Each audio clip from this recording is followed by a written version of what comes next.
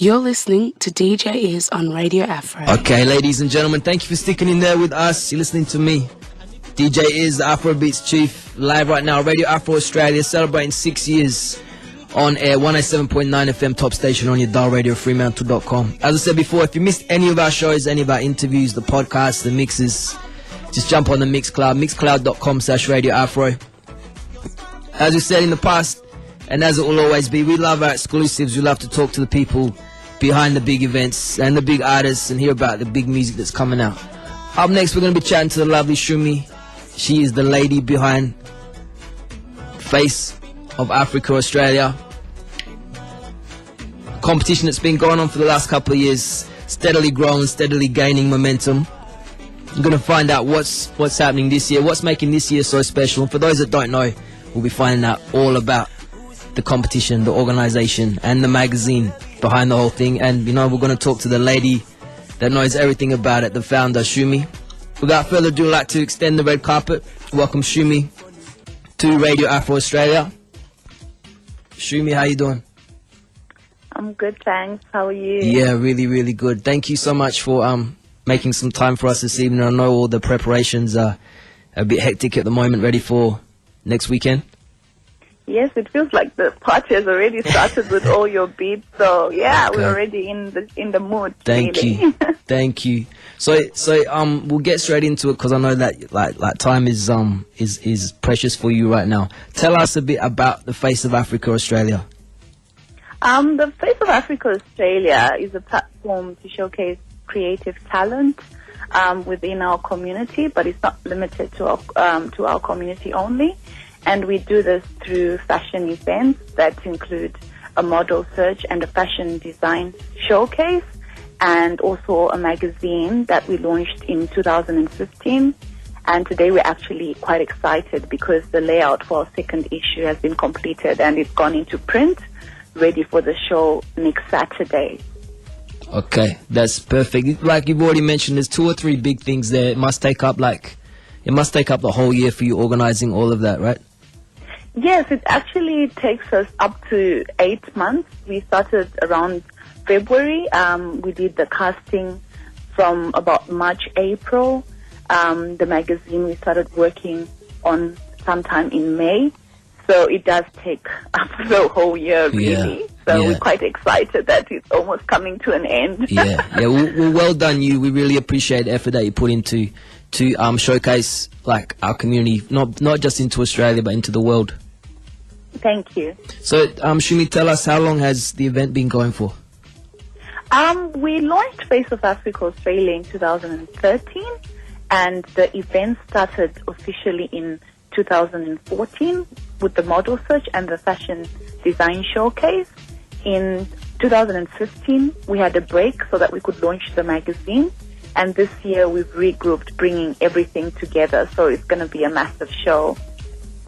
Okay, sounds good. Sounds exciting. You know, did it take long to get off the ground? Like, is it an idea that you had for a while, or was it just, let's make this happen, and then it happened?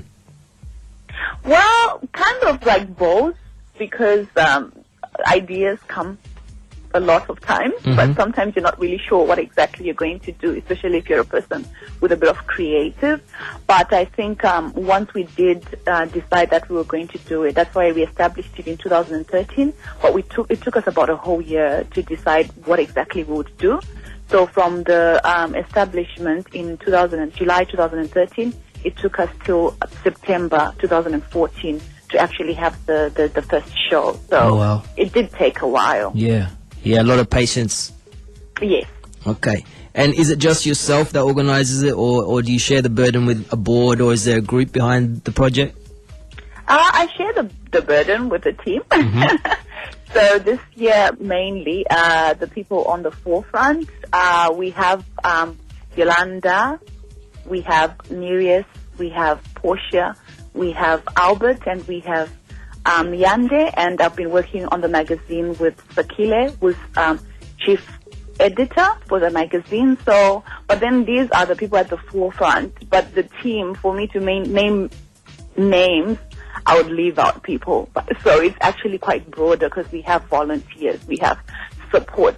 We have people who support us, like corporate bodies. We have sponsors. So there are many people behind the project, but the ones that I've mentioned for this year are at the forefront. Okay, that's awesome. You guys sound super organized. Oh, I hope we will be. Yeah. So Shumi, tell me, how are people selected for the competition? How do you scout for talent? In the first show, we actually traveled to the different states to do the casting.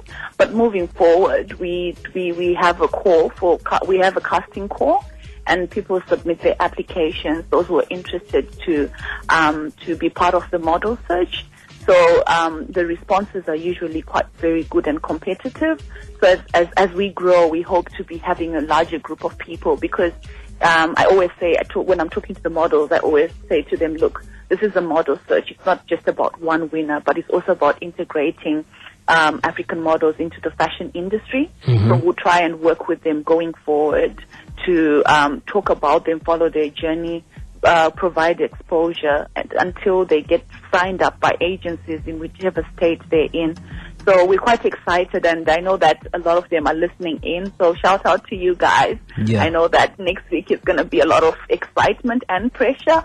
But congratulations for becoming the entrance for 2016. Yeah, well done. And guys, well done for getting so far, because I know that this kind of competition attracts a lot of entrants, right? Oh, yes, it does, definitely. And with more resources, we'll be able to bring over more models to Perth. Okay. So Shumi, how would you describe, you touched on it there in the last question, but how would you describe the African-Australian fashion scene to people outside of Australia? Like, is it in a good place at the moment? Is there room for growth? Look, I feel like it's evolving. A lot of people are becoming more confident. If I speak maybe on behalf, I'm not a fashion designer myself, but the transformation that I'm seeing, when I meet designers, when we get opportunities to talk about these types of projects, you see them saying that, fashion is something that's been rooted in them since childhood, and for them to be able to pursue it in Australia, I think it's great. It's amazing. That's why we're also trying to collaborate with them, not only on the event, but we want to tell their stories with the magazine, because I feel like they're all amazing people. They're very talented, and this talent can only be showcased, maybe through the magazine and maybe through the events. So we want to tell their stories. We want people to know who they are, and we want them to be recognized and not only showcased at Face of Africa Australia, but we want to see them on bigger platforms, Style Aid, Telstra Perth Fashion Festival. There's fashion festivals in the different states that they're in, but there has to be a starting point, and we feel like we're that starting point for them. Okay, well done. Shumi, it sounds like you're a woman on a mission, making things happen. Oh, I wish I could say that, but we're all trying. We're working together. It's about collaborating as the African community and other diverse communities as well, coming together, collaborating. We get a lot of support as well, not just from African communities, but people who are already in the fashion industry. So we like to collaborate with local designers, local stylists, and just bring out that whole beauty of the fashion industry. Okay. And you mentioned the magazine already, but aside from the magazine, how can people keep up to date with the Face of Africa Australia? The magazine will be seen first at the show next Saturday, so everybody attending the show will be the first to get a copy. But the magazine will be available in the States. We have a distributor that distributes to news agencies in the States. Wow. But we will also be available internationally via our website. We will have a downloadable version that people can purchase online at www.faceofafricaaustralia.com.au. So it will be available worldwide, really. Okay, sounds good. So I like the fact that you're taking this to at a national level, but you're happy to showcase African Australian talent to the world, which is awesome. Yeah, I think it's a great opportunity, really, because there are talented people out there, and I think this is a way to let people see who they are. So it's an amazing experience. Even I find personal growth in meeting all these different people. Yeah. So it's not just an individual thing, but it's something that benefits everybody. Okay. And speaking of talent, are you looking for like business involvement for next year? Have you already got all of that locked in, or are you open to new collaborators coming in? Look, we're quite open at the moment because 2013, this is 2016, this is a very young project which has so much room for growth, and even as it's becoming bigger and bigger, it's something that we are seeing all the opportunities, but it's something that we cannot achieve by ourselves. So the team will definitely grow bigger. We would like more involvement with organizations, and some of these things are things that have been pointed out, upcoming issues. So definitely we would like people to get involved.